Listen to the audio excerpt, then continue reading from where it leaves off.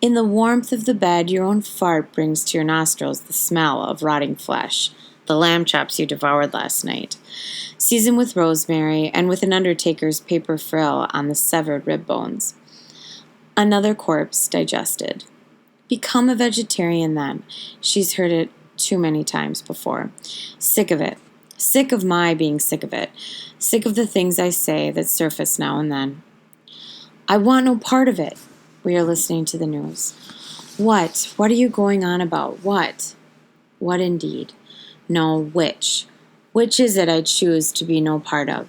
The boy who threw a stone at the police, had both his arms broken by them, was sodomized by prisoners into whose cell he was thrown?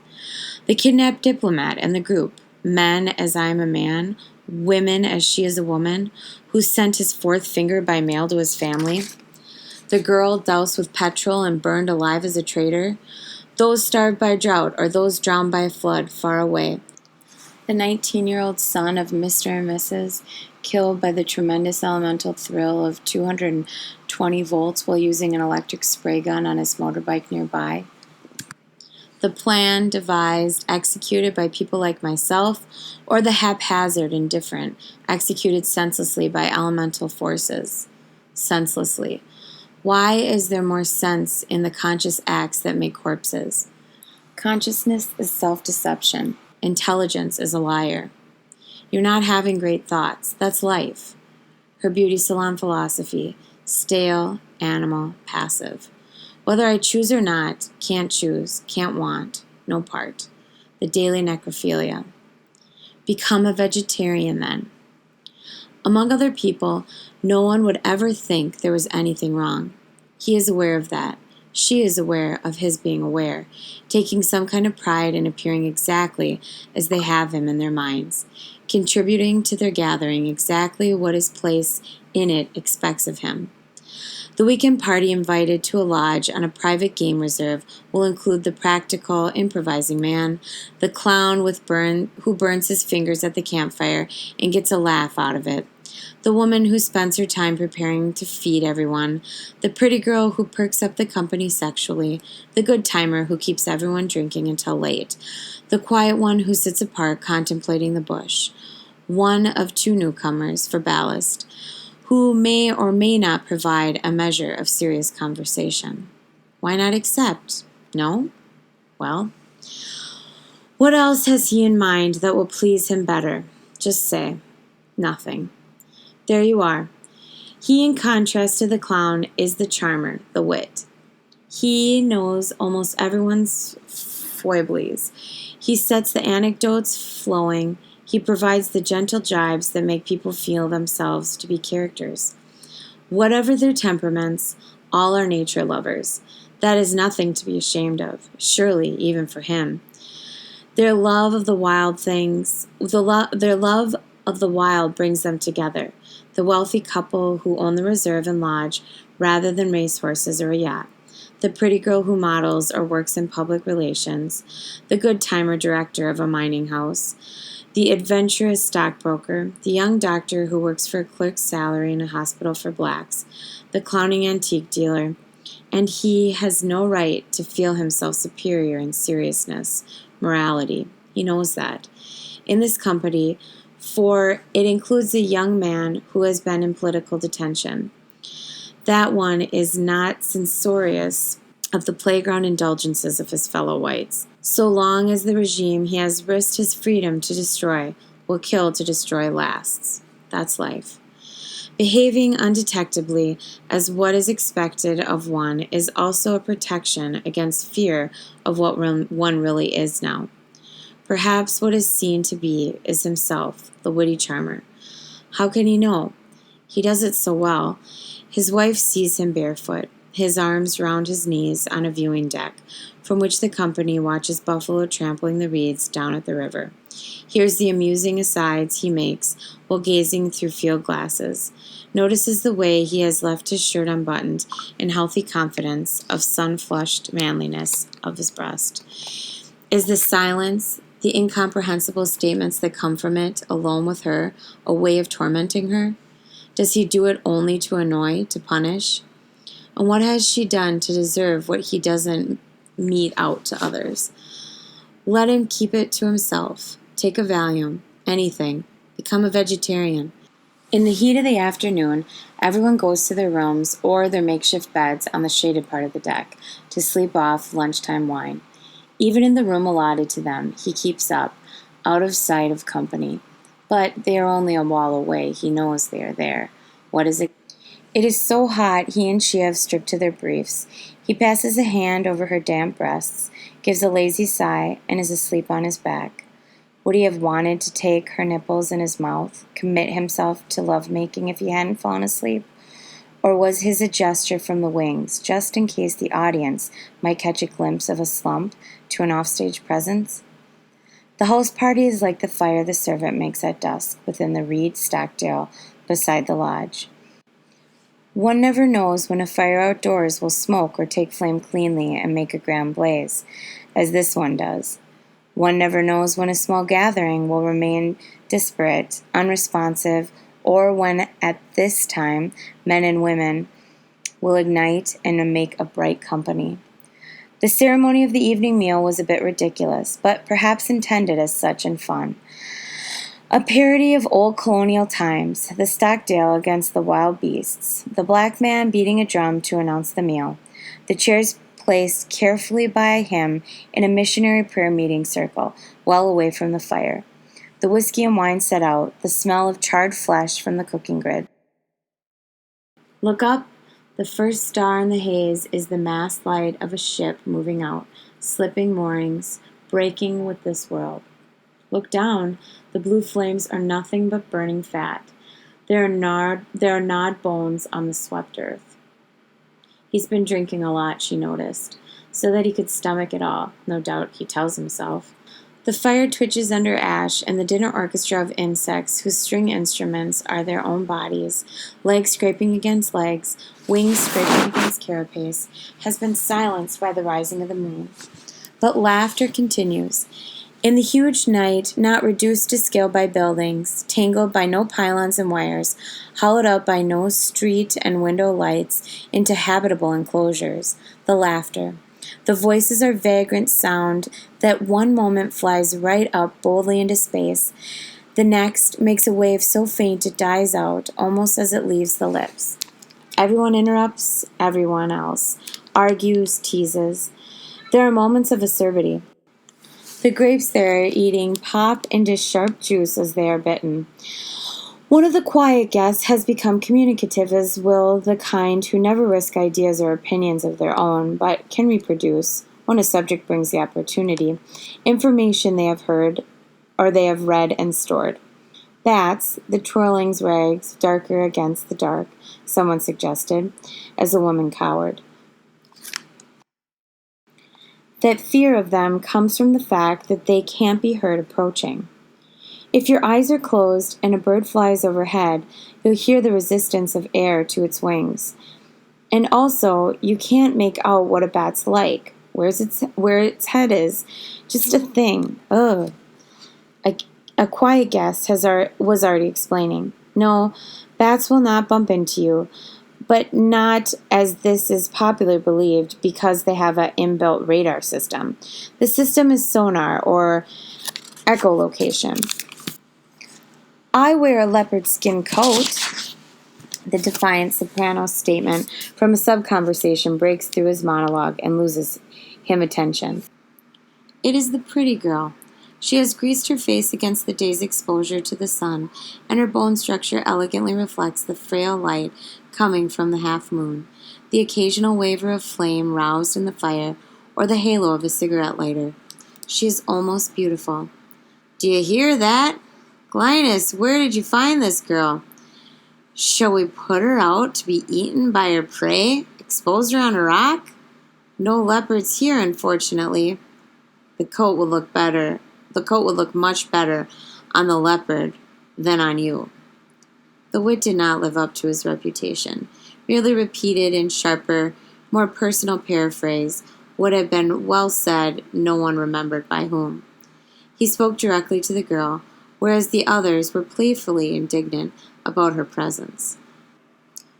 But the inference, neither entirely conservationist nor aesthetic, seemed to excite the girl's interest in this man. She was aware of him in the real sense for the first time. Wait till you see me in it. Just the right touch of independence, hostility. That could be arranged. This was a sub-exchange. Now, under the talk of the others, he was doing the right thing, responding with the innuendo by which men and women acknowledge chemical correspondences stirring between them. And then she said it, was guided to it like a bat, by echolocation, or whatever it is. Something vibrating from the disgusts in him. Would you prefer me to wear a sheepskin one? You eat lamb, I suppose. It is easy to lose her in the crisscross of talk and laughter, to enter it at some other level and let fall the one on which she took him up. He is drawn elsewhere. There is refuge, maybe, rock to touch in the ex-political prisoner.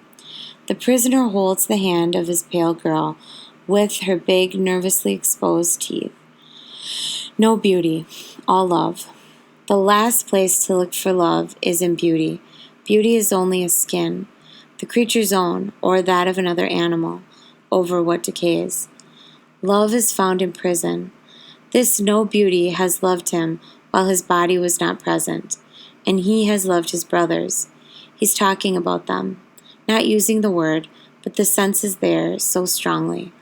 Although they live shut in with their own pails of dirt, he loves even the murderers, whose night-long death songs he heard before they were taken to be hanged in the morning. Common criminals? In this country? Under laws like ours? Oh yes, we politicals were kept apart, but with time, I was there 10 months, we managed to communicate. There are so many ways you don't think of, outside, when you don't need to. One of them, young, my age, he was already declared a habitual criminal. Inside for an indeterminate sentence. Detention's also an indeterminate sentence in a way, so I could have some idea. You hadn't killed, robbed. He must have done that over and over. Oh, he had. But I hadn't been born the bastard of a kitchen maid who had no home but her room in a white woman's backyard. I hadn't been sent to a homeland where the woman who was supposed to take care of me was starving and followed her man to a squatter camp to Cape Town to look for work. I hadn't begged in the streets, stolen what I needed to eat, sniffed glue for comfort. He had his first new clothes, his first real bed, when he joined a gang of car thieves. Common lot, common criminal, common sob story. If he had met you outside prison, he would have knifed you for your watch. Possibly. Can you say that's mine to people whose land was taken from them by conquest? A gigantic holdup at that point of imperial guns? And the bombs in the streets, in the cars, in the supermarkets that kill with a moral, necessary end, not criminal intent? Yes, to be criminal, to kill for self-gain. These don't confuse him, make carrion of brotherhood. He's brave enough to swallow it. No gagging.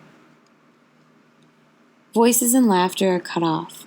You don't come to the bush to talk politics. It is one of the alert silences called for now, and then by someone who's heard, beyond human voices, a cry. Shh. Once it was the mean complaining of jackals, and nearer a nasal howl from a hyena, that creature of big nostrils made to scent spilt blood. Then a squeal no one could identify. A hare pounced on by a wheeling owl? A warthog attacked by whom? What's going on among them? That other order of beasts in their night? They live 24 hours. We waste the dark. Norbert, you used to be such a nightclub bird. And young doctor offers, they hunt for their living in shifts, just like us. Some sleep during the day. Oh, but they are designed as different species in order to use actively all 24 hours. We are one species designed by daylight only. It's not so many generations since pre-industrial times, that's all. We went to bed at nightfall. If the world's energy supplies should run out, we'd be back to that. No electricity, no night shifts. There isn't a variety in our species that was night vision. There isn't a variety in our species with night vision. The bat expert takes up this new cue. There are experiments with devices that may provide night vision. They're based on laughter like the small explosion of a glass dropped. Shut up, Claire. All listen with the glisten of eye movements alone. Dead still.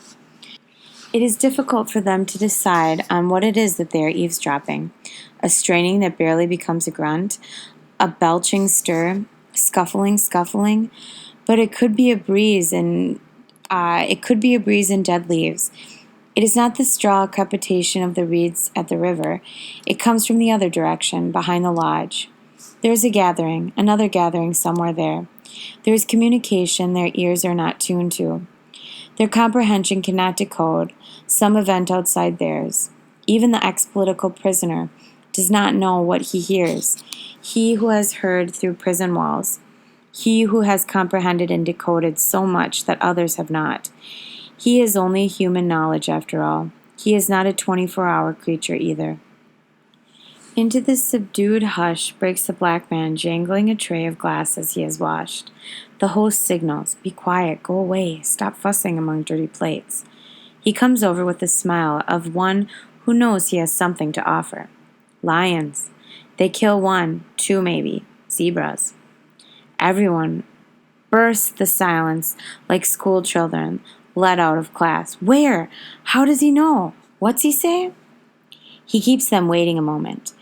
His hand is raised, palm up, pink from immersion in the washing up. He is wiping it on his apron. My wives here, they're in my house, zebra. And now they eating, that side, there, behind. The black man's name is too unfamiliar to pronounce, but he is no longer nameless. He is the organizer of an expedition. They pick up a shortened version of the name from his host. Siza has brought the old truck, four-wheel drive, adapted as a large station wagon from out of its shed next to his house. Everybody is game. This is part of the entertainment, the host hoped, but certainly could not promise to be lucky enough to provide. All troop by torchlight, 100 yards from the lodge, under the mopani trees, past the bed of cannas, outlined with whitewashed stones. The host never has had the heart to tell Siza that this kind of white man's house does not need a white man's kind of garden. To Siza's wife, pumpkin and tomato patch.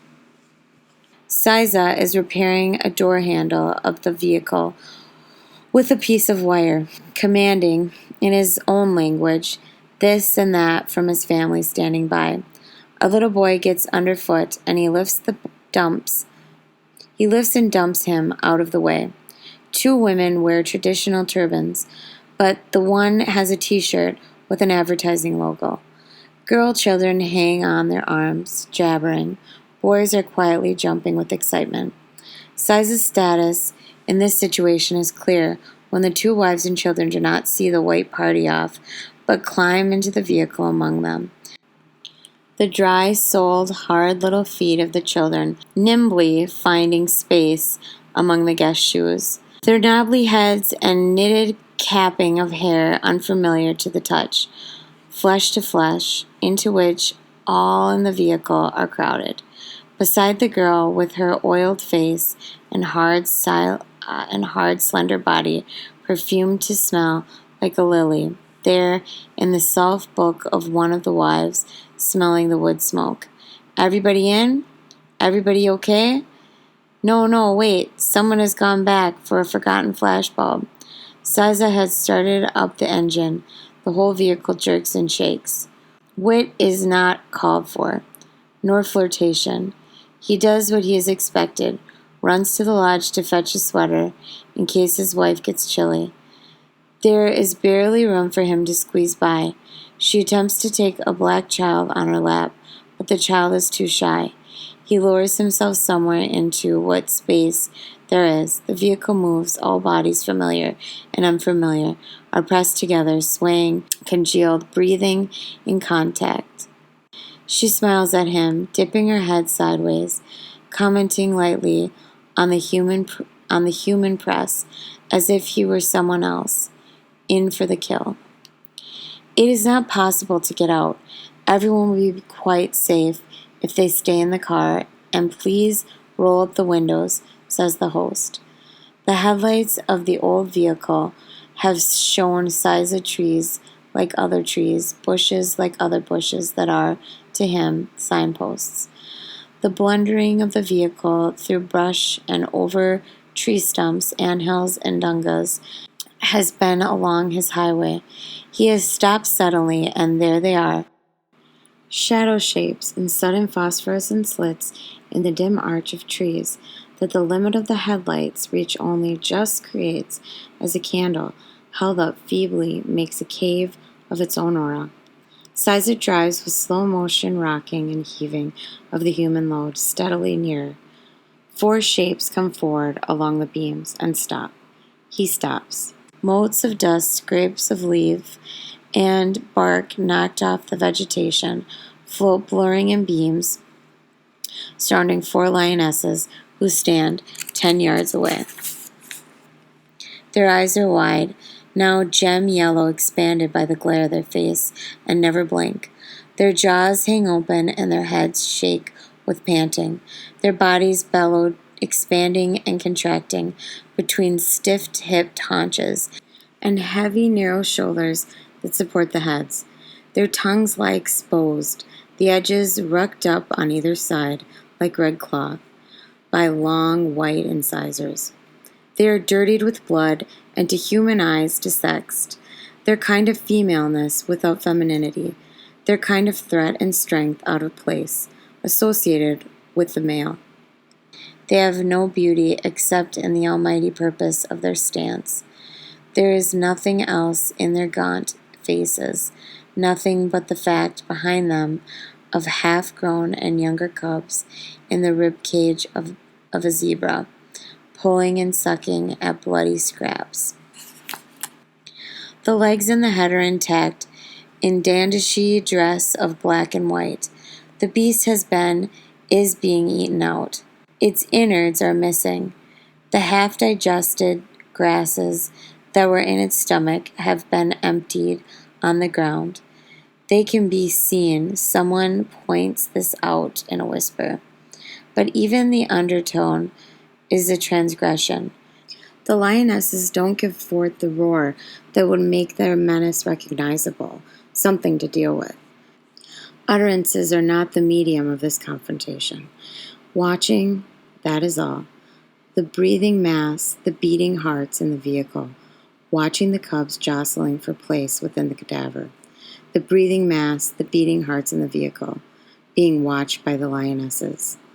The beasts have no time. It will be measured by their fill. For the others, time suddenly begins again when the young doctor's girlfriend begins to cry soundlessly, and the black children look away from the scene and see the tears shining on her cheeks and stare at her fear. The young doctor asks to be taken back to the lodge. The compact is broken. People protest. Why? Oh no, they want to stay and see what happens. One of the lionesses has broken ranks and turns on a greedy cub, cuffing it out of the gorged prey. Quite safe, the car is perfectly safe. Don't open a window to photograph. But the doctor is insistent. The old truck's chassis is cracked right through. We're overloaded. We could be stuck here all night. Unreal. Back in the room, the wife comes out with one of the catch-alls that have been emptied of dictionary meaning so that they may fit any experience the speaker won't take the trouble to define. When he doesn't respond, she stands a moment in the doorway, her bedclothes in her arms, smiling, gives her head a little shake to show how overwhelming her impression has been. Oh well, what can she expect? Why come anyway? Should have stayed at home. So he doesn't want to sleep in the open, on the deck, under the stars. All right, no stars then. He lies alone, and the mosquitoes are waiting for his blood, upside down on the white board ceiling. No, real, real. He can keep it intact, exactly that. The stasis, the existence without time, and without time, there is no connection. The state in which he really need have, has no part, could have no part. There in the eyes of the lionesses. Between the beast and the human load, the void, it is more desired and awful than could ever be conceived. He does not know whether he is sleeping or dead. There is still Sunday. The entertainment is not over. Someone has heard lions round the lodge in the middle of the night.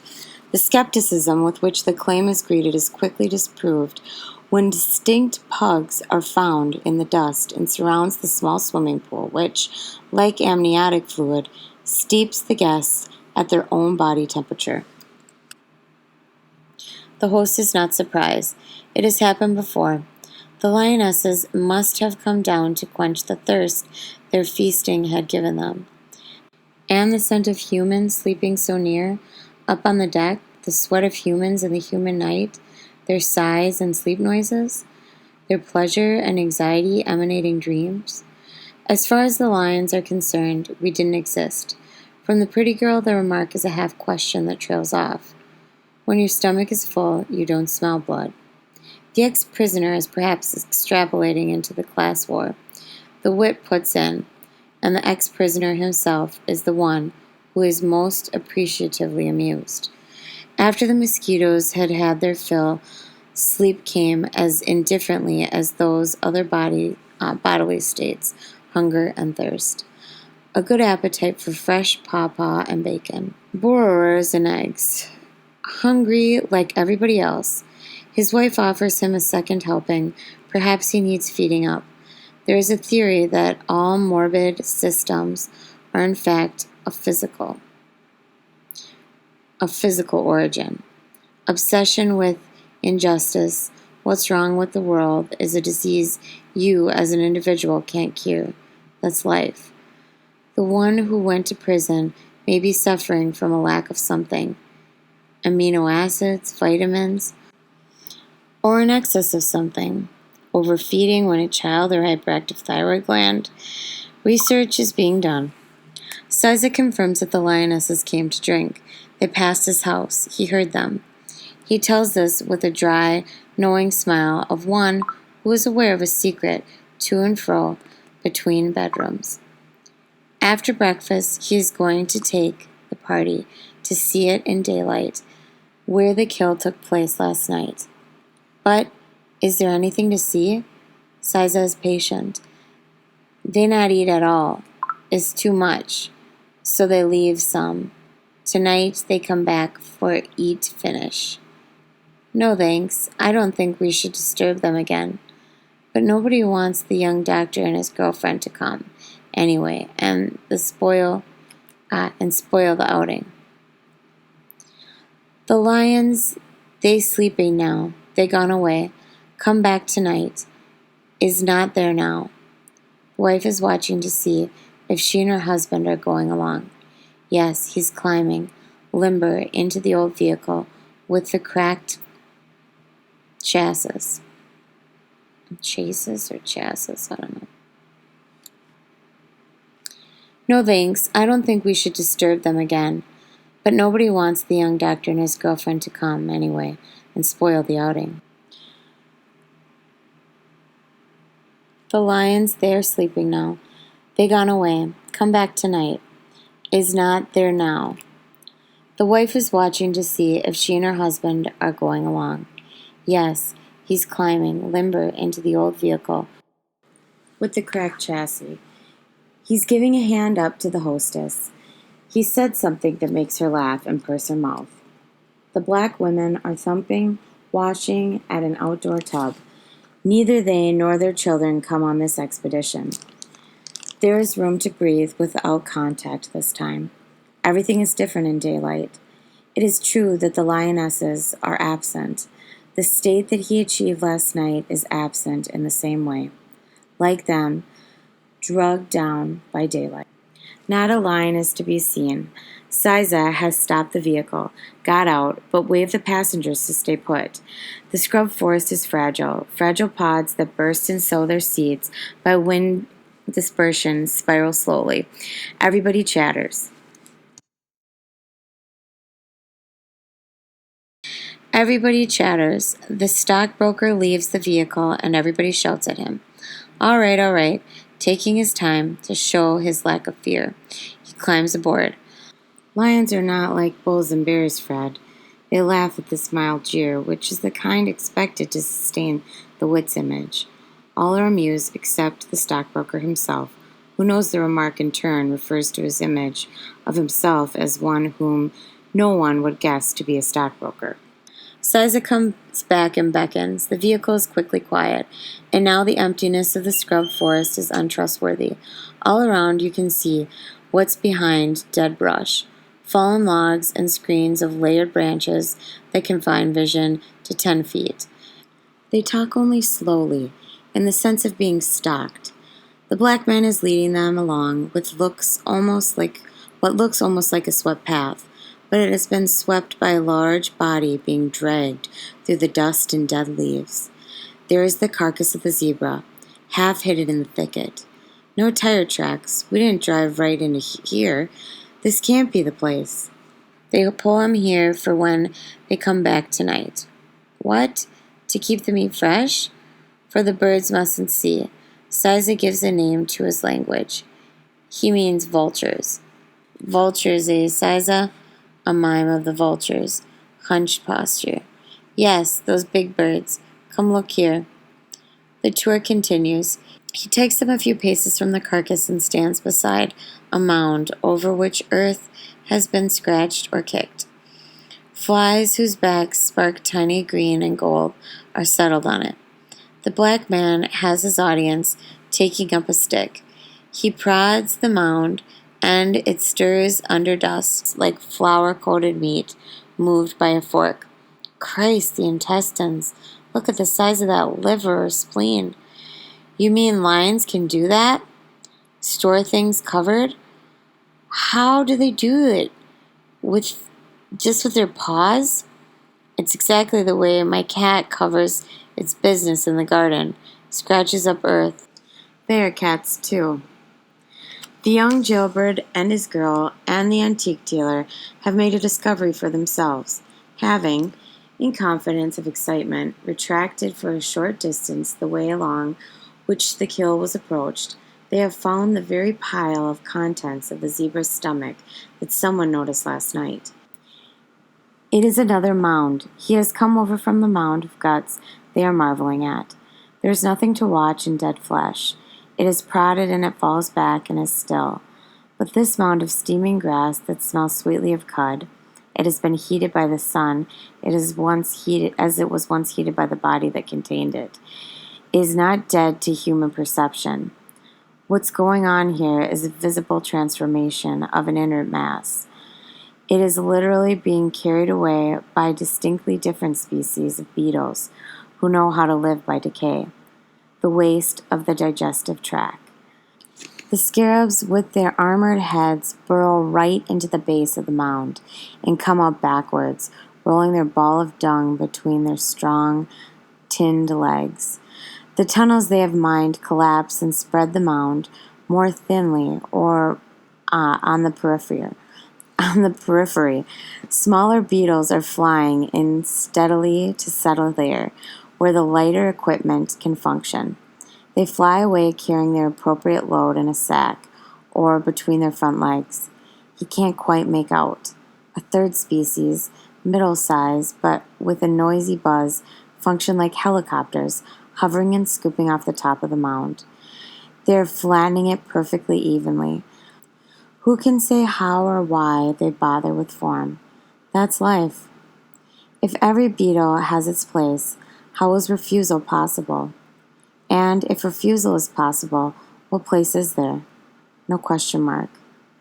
These are statements. That is why there is no point in making them to anyone. There is no possible response. The mound is slowly going to disappear. Maybe the vehicle is about to take the party back to the lodge. The weekend is going to be over. He is walking back to the rest of the party, still gathered around the carcass and the black man. For the space of a few yards he is alone. For a few seconds he is equidistant between those at the dung mound and those up ahead, part of neither one nor the other. A sensation that can't be held long. Now he is with the group at the kill again. There is some special stir of attentiveness in them. They crowd round and then herd back a step, where Siza, the black man, is crouched on his hunkers. He is businesslike, concentrated, not taking any notice of them. He has given them all he could. Now he has the air of being for himself. He has a knife in his hand, and the white man, who has just joined the group, recognizes it. It is the knife that is everywhere, nowhere without a knife on the news, at the dark street corners, under the light that the warders never turn out. The black man has thrust, made his incision, sliced back the black and white smooth pelt of the dead beast's uppermost hind leg, and now it's cutting a piece of the plump rump. It is not a chunk or hunk, but neatly butchered prime, a portion. They laugh, wondering at the skill, curious, as if they can't guess, as if they've never sunk their teeth into a steak in their lives. What are you going to do with that, Siza? Ah, yes, put it in a doggy bag. Take it home when you've already stuffed your own guts. Taken the land, as the jailbird would say. The black man is trimming it.